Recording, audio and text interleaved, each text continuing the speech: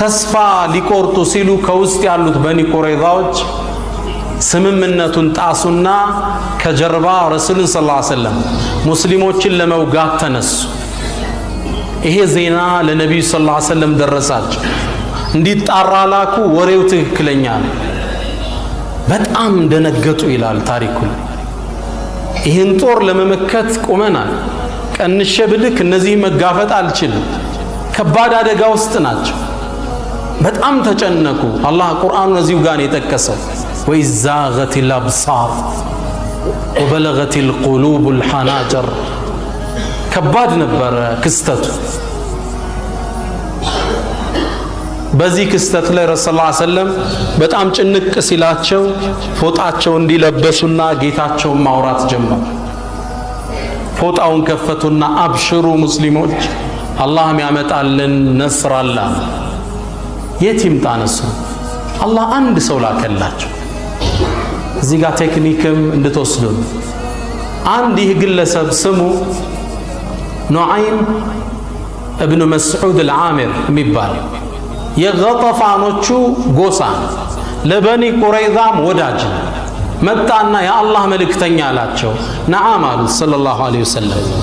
እኒ ቀድ አስለምት፣ እኔ ሰልም ያለው ወኢነ ቀውሚ ለም ያዕለሙ ቢኢስላሚ፣ ወገኖቼ መስለሜን አያውቁም፣ ምን ልርዳዎት አላቸው። አንተ አንድ ሰው ከሆነ ምን ማድረግ ትችላለህ? ባይሆን እነሱን ማዳከም ከቻልክ መለያየት ከቻልክ ሞክር አሉት። ወልሐርቡ ኺድዓቱን አሉት። ጦርነት ትግል እኮ ቴክኒክ ነው፣ መሸዋወድ ነው አሉት። ኺድዓቱን ይችን ተጠቀመና ቴክኒኩን ተመልከቱ እንዴት አንድነትን መለያየት እንደሚቻል።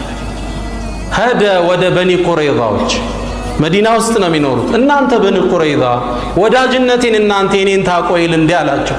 አዎ የድሮ ወዳጃችን አይደለ? ምክሬን ስትቀበሉ ይል ከወንድም የመጣ ምክር እንዴት አንቀበልህ? እንግዳ ልንገራችሁ፣ ቁረይሾች የመጡት ከመካ ነው።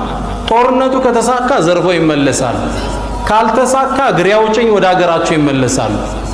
እናንተና መሐመድ ነው መጨረሻ ላይ የምትቀሩት፣ ወዮላችሁ አሏቸው። አንተ እውነትህን ነው አሉ። ታዲያ ምን ይሻላል? በቃ ከቁረይሾቹ መያዣ ስጡን በሏቸዋል። ጥላችሁን ብትርስ በምን እናምናችኋል? መያዣ ሰው ምንም የሆነ ነገር ስጡን። ቀድ አሸርት አሉት።